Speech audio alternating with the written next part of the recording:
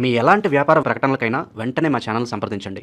ప్రస్తుతం మనతో పాటు ప్రముఖ ఆధ్యాత్మికవేత్త, జ్యోతిష్య వాస్తు పండితులు, లలితాదేవి ఉపాసకులు బ్రహ్మశ్రీ నానాజీ పట్నాయక్ గారు ఉన్నారు. గురువుగారితో మాట్లాడదాం. నమస్కారం గురుగారు. శ్రీమాత్రే నమః. జూన్ నెల విశేషంగా కర్కాటక రాశి వాళ్ళకి జరగబోయే మంచి చెడులు, లాభ నష్టాలు ఏ విధంగా ఉంటాయి, ఈ నెల వీళ్ళ ఓవరాల్గా ఎలా ఉండబోతుంది? తప్పకుండా. అంటే ఈ జూన్ మాసంలో కర్కాటకంలోకి గురువు యొక్క సంచారం రాబోతుంది. ఒక రకంగా శుభగ్రహమే కానీ శని ఎనర్జీస్తో వస్తున్నాడు. ఇది కొంత వీళ్ళకి గ్రోత్ ఇస్తుంది, కొంత శ్రమను ఇస్తుంది, రెండు ఉంటాయి. కొంచెం వాహనం మీద వెళ్ళేటప్పుడు కూడా కొద్దిగా జాగ్రత్తగా ఉండాలి, ఎందుకంటే ఎంతైనా అష్టమాధిపతి కదా శని. అందుకని ప్లస్ ఈ గురువుతో పాటు శుక్రుడు 9వ తేదీ వచ్చే రాశిలో చేరతాడు. అది ఆయన పూర్వజన్మ కర్మకారకుడు వీళ్ళకి. ఇంకోటి ఏంటంటే వీళ్ళకి బుధుడు కూడా 23వ తేదీకి వచ్చి రాశిలో చేరతాడు. ఇప్పుడు గురువు, బుధుడు, శుక్రుడు ఇద్దరు ఇప్పటికి వీళ్ళకి 12లో ఉన్నారు. సో 12లో రెండు శుభగ్రహాలు ఉంటాయి. ఒక రకంగా చెప్పాలంటే ఇన్వెస్ట్మెంట్స్కి మంచిది. అండ్ ఏకాదశంలో రవి అండ్ దశమ స్థానంలో కుజుడు ఉన్నాడు. ఆ కుజుడు దశమంలోకి మనకి ఏకాదశంలోకి 21వ తేదీ మారుతాడు. భాగ్యంలో శని అండ్ అష్టమంలో రాహువు, ధనస్థానంలో కేతు ఉన్నాడు. అయితే ఈ గ్రహాలు ఒక్కొక్క గ్రహం ఒక్కొక్క ఫలితాన్ని ఇస్తుంది, ఏ భావాధిపతి అయ్యాడు కాబట్టి. అంటే గోచార బలము అంటారు దీన్ని. మళ్ళీ మీ పర్సనల్ చార్ట్ చూసుకునేటప్పుడు డెఫినెట్గా అది పర్సనల్గా ఉండే రీడింగ్ బట్టి వేరే మారుతూ ఉంటాయి. అయితే ఈ యొక్క అంశాలు చెప్తుందని నేనైనప్పటికీ చెప్పిస్తుంది సాక్షాత్ లలిత అమ్మవారిగా భావిస్తూ, ఆ లలితాంబిక అమ్మవారి యొక్క అనుగ్రహం మీకు పరిపూర్ణంగా కలగాలని మనస్ఫూర్తిగా కోరుకుంటూ, ఇక్కడ ఏంటంటే ఎప్పుడైతే గురువు రాశిలోకి వచ్చాడో గురువులకి అండ్ పండితులకి కొంచెం పౌరోహిత్యం చేసేటువంటి వారికి ఒక రకంగా పేరు వస్తుంది, కొంత అవమానం కూడా వస్తుంది. ఎందుకంటే ఈ శని యొక్క ఎనర్జీస్తో ఉన్న గురువు, సింగిల్గా ఉన్న గురువు కాదు.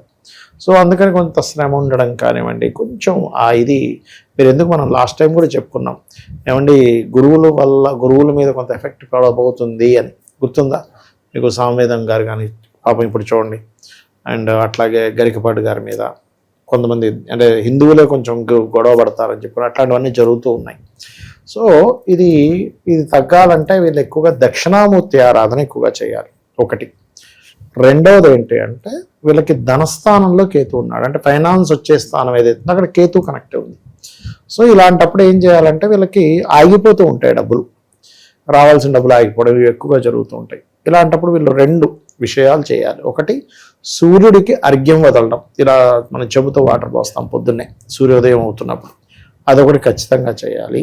రెండవది ఏంటి అంటే గణపతిని నిత్యము తలుచుకోవడం చేస్తూ ఉండాలి. ఓం గం గణాధిపతయే నమః. ఎందుకంటే ఇక్కడ మీరు గణపతి యొక్క నామం కానీ మీ నోట్లో మీకు మైండ్లో కానీ అలా నానుతూ ఉందనుకోండి, అలా చెప్తూ ఉన్నారు. ఆ ఎనర్జీ వల్ల కేతువుకు అధిష్టానం దేవత గణపతి కాబట్టి ఫైనాన్స్ మ్యాటర్స్ విషయంలో చాలా బాగుంటుంది. ఇక వీళ్ళకి ఇన్వెస్ట్మెంట్స్ చేయడానికి అయితే 12లో 2 గ్రహాలు ఉన్నాయి, చాలా మంచిది చెప్పాలంటే ఈ సమయం. కాకపోతే ఫస్ట్ 9th లోపల చేసుకోవడం మంచిది, ఎందుకంటే శుక్రుడు ఉంటాడు 12లో ప్లస్ బుధుడు ఉంటాడు. కాబట్టి బిజినెస్ ఇన్వెస్ట్మెంట్స్ ఎక్కువగా చేస్తారు. తోటలు, లేకపోతే తండ్రి యొక్క ప్రాపర్టీ కొంచెం సెట్ చేసుకోవడం, తండ్రి యొక్క ప్రాపర్టీ రావడం, ఇట్లాంటివి ఈ నెలలో ముందుగా 9వ తేదీ లోపల ఎక్కువ బలం ఉంది. దాని తర్వాత కూడా బలం ఉంది కానీ కొంత తగ్గుతుంది అక్కడ. అండ్ అలాగే ప్రాపర్టీస్ కొనుగోలు, సొంతంగా ప్రాపర్టీస్ కొనుగోలు చేయడానికి, తండ్రి ఆస్తి రావడానికి బాగుంది.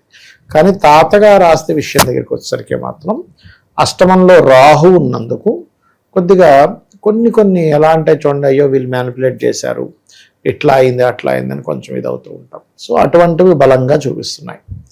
అండ్ ఈ పంచమాధిపతి ఎప్పుడైతే భాగ్యస్థానంలో ఉంటున్నాడో 21వ తేదీ వరకు కూడా ఇక్కడ ఇచ్చేటువంటి రిజల్ట్ ఏమిటి, ఎటువంటి ఫలితాలు ఉంటాయి ఏంటి అంటే కొంచెం అంటే స్నేహితులతో తెలియని చిన్న ఘర్షణ వాతావరణం.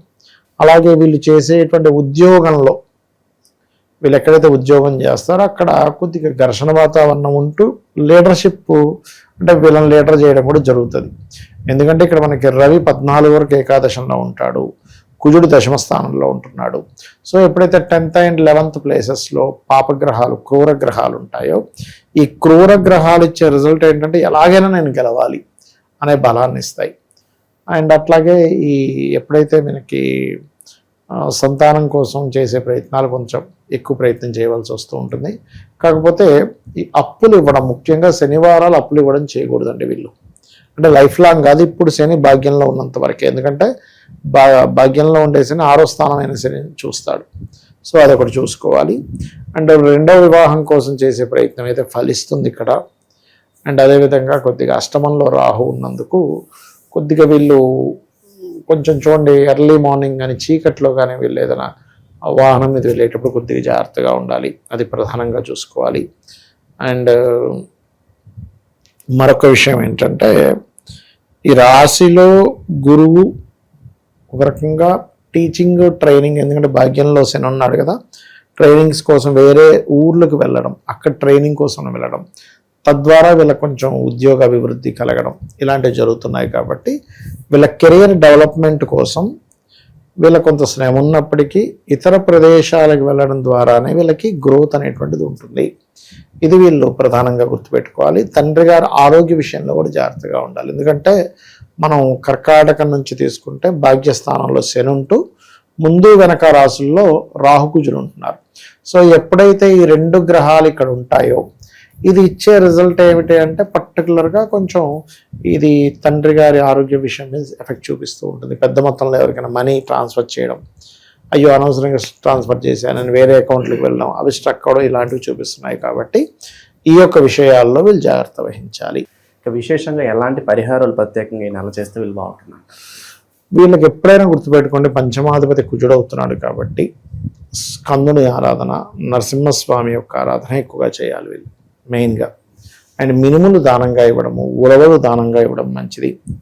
నవగ్రహాల్లో కేతుగ్రహము రాహుగ్రహం దగ్గర దీపం వెలిగించడము, రావి చెట్టు చుట్టూ ప్రదక్షిణం చేయడము, మనకి సర్ప ప్రతిష్ట వాటి మీద ప్రదక్షిణంగా చేసినట్లయితే ఖచ్చితంగా బాగుంటుంది. ప్రస్తుతం ఉన్న గ్రహస్థితి బట్టి ఎలాంటి మార్పులు, లేదా అది వ్యక్తిత్వంలో కావచ్చు, ఏ పనులన్నా కావచ్చు, ఎలాంటి మార్పులు చేసుకోవడం ద్వారా వీళ్ళ లైఫ్ మారుతుందంటారు? కొంచెం ఈ గురువు ఎప్పుడైతే రాశిలోకి వస్తాడో ఎవరికైనా కూడా గుర్తుపెట్టుకోండి, మెచ్యూరిటీ లెవెల్స్ పెంచుతాడండి. కాకపోతే అది ఇన్నర్గా శని రాహు ఎనర్జీస్తో కూడా వస్తున్నాడు కాబట్టి వీళ్ళు ఎట్టి పరిస్థితుల్లో సీక్రెట్గా ఏ పనులు చేయకూడదు. ఎందుకంటే శని రాహు యాక్టివ్ అవుతాడు, ఏం కాదులే ఎవరికి తెలుస్తుంది అనుకుంటే అదే వీళ్ళని ఇబ్బందినిస్తుంది. అది ప్రధానంగా గుర్తుపెట్టుకోవాలి, అదొకటి.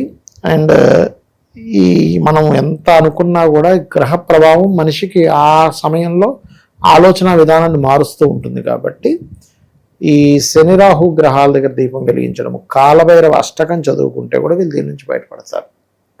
ఓవరాల్గా ఈ రాశి వాళ్ళకి ఈ మాసం ఎలా ఉండబోతుందో మంచి విశ్లేషణ అందించారు. శ్రీమాత్రే నమః.